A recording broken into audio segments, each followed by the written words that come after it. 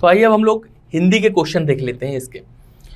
दो समीपवर्ती वर्णों के मेल से जो विकार परिवर्तन होता है वह कहलाता है अवयव, समास, प्रत्यय या संधि।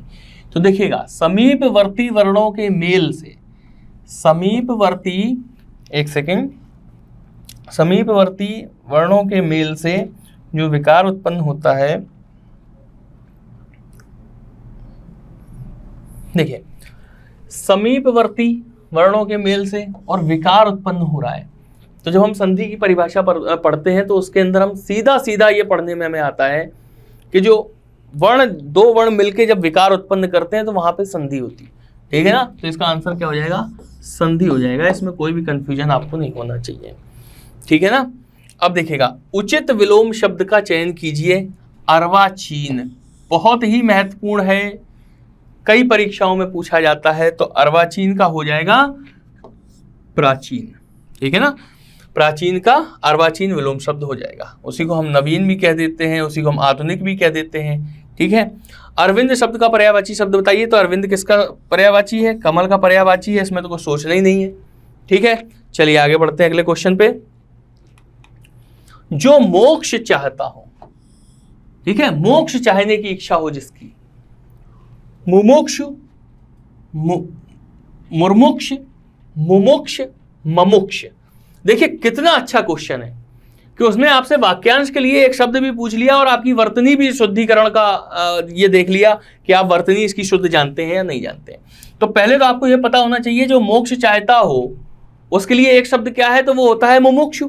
अब आपने जल्दी जल्दी में कहीं उसे मुमुक्ष पढ़ लिया, ममुक्ष पढ़ लिया, तो अब यहां पे आपकी वर्तनी की बात हो रही है। इसलिए कोई भी शब्द अगर आप पढ़ें, किसी भी सेक्शन में आप पढ़ रहे हो, वाक्यांश के लिए एक शब्द है, तत्सम तद्भव है, समास है, कहीं भी कुछ भी पढ़ रहे हो, वर्तनी आपकी भाषा में जरूर शुद्ध होना चाहिए, ठीक है ना। तो इसका सही क्या होता है, मुमुक्षु। ये ए आंसर हमारा सही होगा, जो मोक्ष चाहता है मुमुक्षु, बाकी सब गलत है। विद्वान का स्त्रीलिंग क्या होगा, विद्वान व्यक्ति बोलते हैं ना, तो विद्वान तो हो गया पुल्लिंग, और विद्वान शब्द से अगर हम स्त्रीलिंग बनाएंगे तो हम क्या बनाएंगे, तो वो हो जाएगा विदुषी हो जाएगा। विदुषी महिलाएं होती है ना, हम लोगों ने हिस्ट्री में पढ़ी, अपाला, घोषा, सिक्ता, निवावरी, अहिल्या, अनुसुईया, मंदोदरी, ये सब विदुषी स्त्रियां हैं, तो इनके लिए विदुषी शब्द का इस्तेमाल किया जाता है, ठीक है। भारत दुर्दशा के रचनाकार कौन है, ये हम आपको बता चुके हैं, भारत हिंदू हरिश्चंद्र जी हैं। ये भारत दुर्दशा के लेखक हैं और ये नाटक है इनका, ठीक है ना, ये ध्यान रखिएगा। चलिए आगे बढ़ते हैं, पैराग्राफ देख लेते हैं क्या बोल रहा है।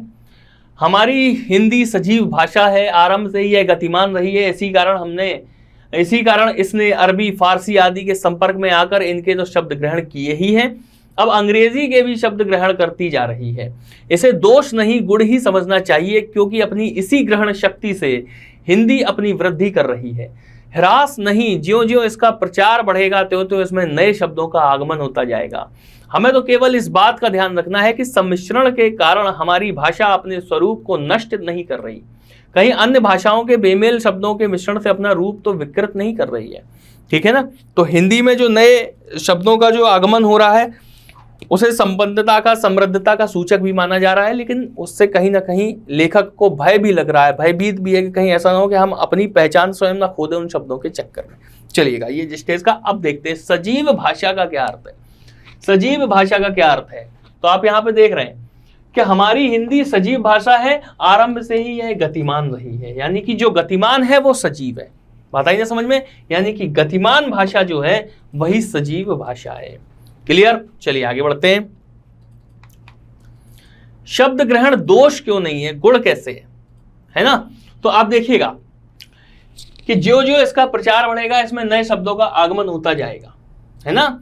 और ग्रहण शक्ति से हिंदी अपनी वृद्धि कर रही है, यानी कि जब ग्रहण शक्ति है ना तभी तो उसका कोश बढ़ता जा रहा है, उसमें विस्तार होता जा रहा है, क्योंकि शब्द भंडार भाषा की समृद्धि का परिचालक है।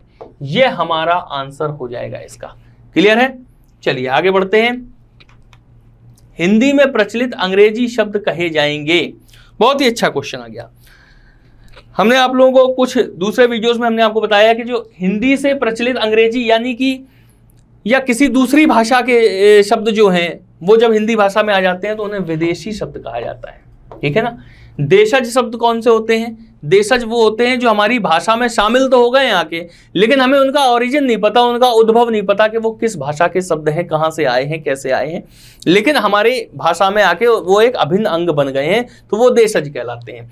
तत्सम क्या होते हैं? जो शुद्ध रूप होता है, जो संस्कृत रूप होता है, एक तरीके से कहा जाए परिष्कृत एकदम से पूरा शुद्ध रूप है, ठीक है ना, वो होता है तत्सम। और तद्भव क्या होता है? उसी शुद्ध रूप का बिगड़ा हुआ रूप जो धीरे धीरे करके बिगड़ गया है आगे आके, और जो अब चलन में आ गया है वो तद्भव होता है। ये सारी चीजें भी आप लोगों को पता होना चाहिए, ठीक है। चलिए आगे बढ़ते हैं। हास का अर्थ, इसे ह्रास कर लीजिएगा, ये ह्रास होना चाहिए, ठीक है, प्रिंट मिस्टेक हो जाती है कभी कभी। ह्रास,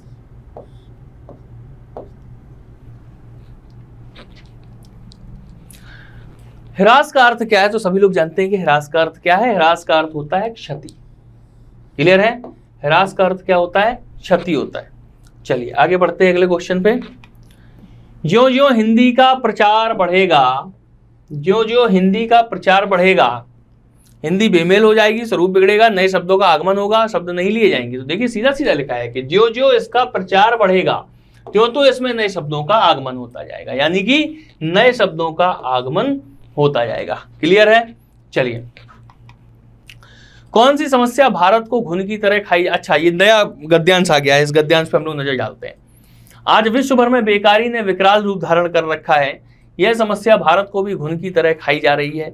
बेकारी का वास्तविक अर्थ है आजीविका कमाने में या असमर्थ होना या बना दिया जाना। इन समस्या का एकमात्र कारण आज की शिक्षा प्रणाली है जो केवल अंग्रेजी शिक्षा पर बल देती है। यह केवल पुस्तकीय ज्ञान देती है, व्यावहारिक ज्ञान का इसमें सर्वथा अभाव है। आज देश भर में दो तरह की बेकारी है, शिक्षितों में बेकारी और अशिक्षितों में बेकारी। शिक्षित वर्ग केवल कार्यालय में बैठकर कलम चलाने में ही विश्वास रखता है, वह कोई छोटा काम नहीं करना चाहता। अशिक्षित वर्ग काम की तलाश में शहर आता है और काम न मिलने पर बेकार रहता है। इस समस्या का हल केवल यही है कि शिक्षित वर्ग के लिए शिक्षा प्रणाली में संशोधन किया जाए और अशिक्षित वर्ग गांव में ही रहकर खेती बाड़ी का काम देखे।